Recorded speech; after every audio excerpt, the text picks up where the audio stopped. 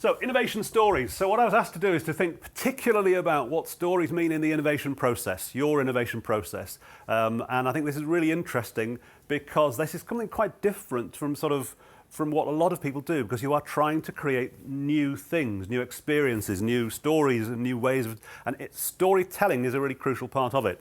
And I can't really start a session about storytelling without telling you a story and telling you a story about myself. So, there we are. That's me when I joined the BBC as a journalist. This is taken back in 1995.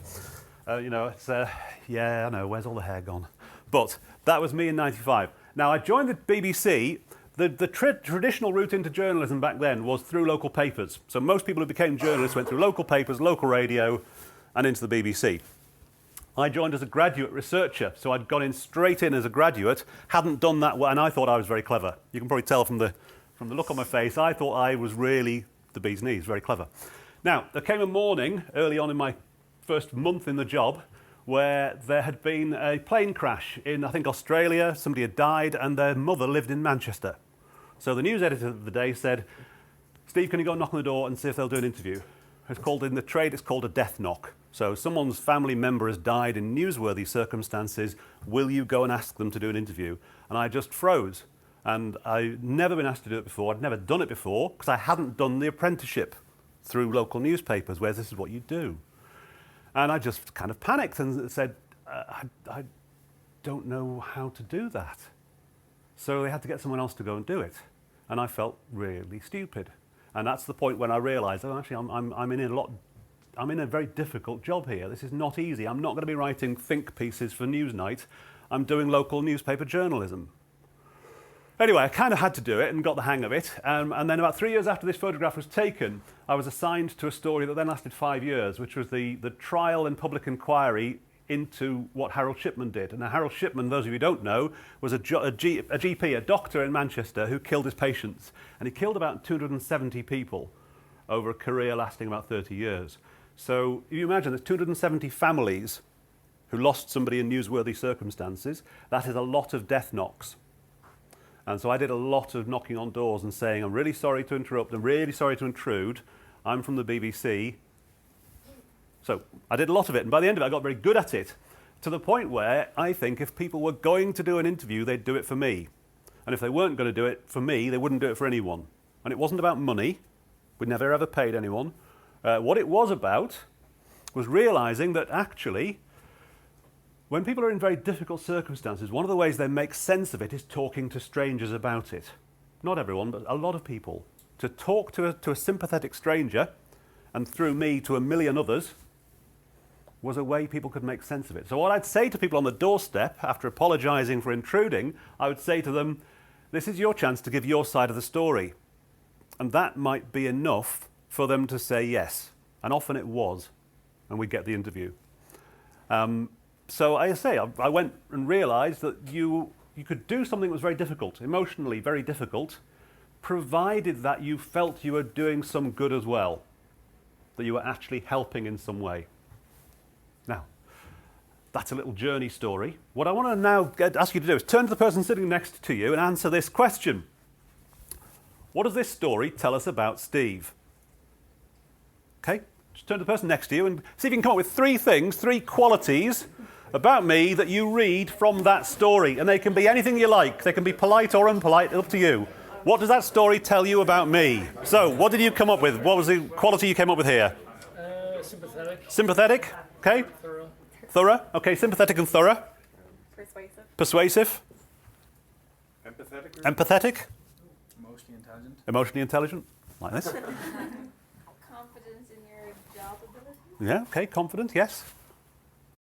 I could have stood at the front of the room and said, so my name's Steve and I'm empathetic, I'm adaptable, I'm emotionally intelligent, and I am professional, not pushy, professional.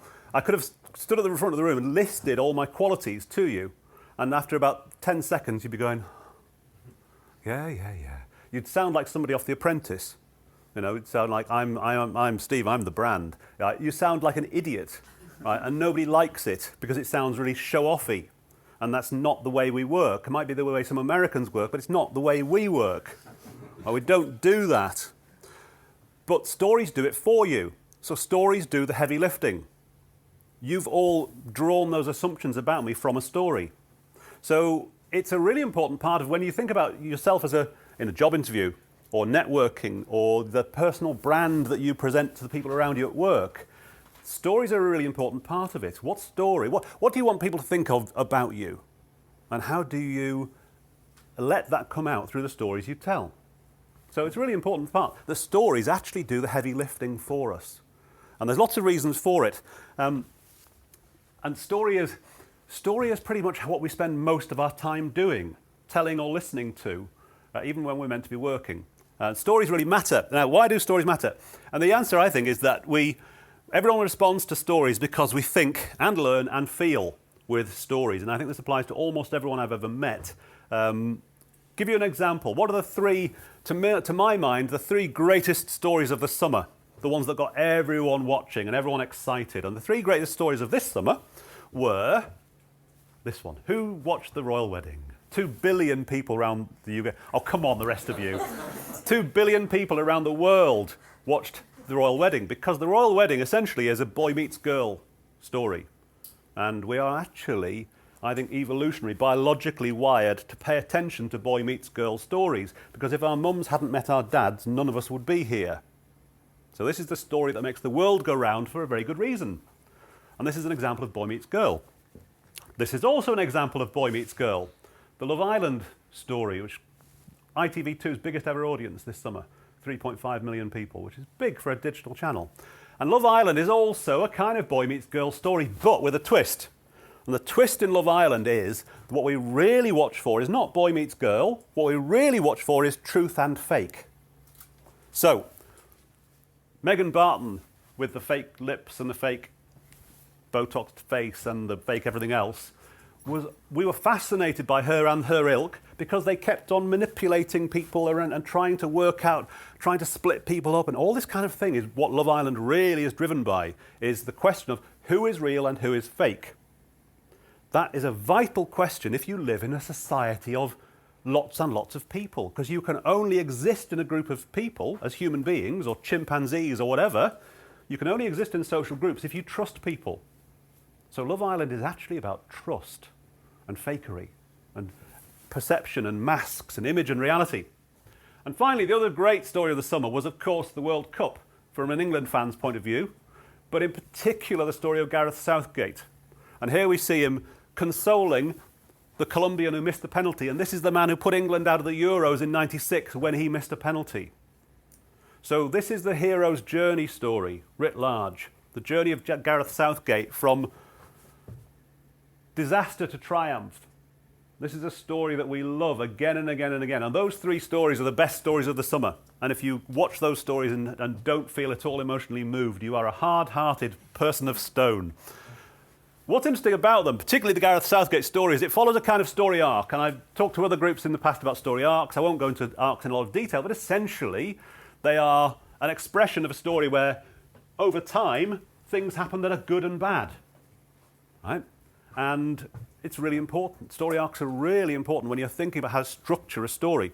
Anybody can have a story arc. Even iguanas can have a story arc. Have you seen this clip from Planet Earth from the last? Okay, let's play it anyway. So this is a clip from the BBC's documentary, Planet Earth. It could have been a drama. It was structured like a drama. This is a story of an iguana born on a beach that is infested with snakes.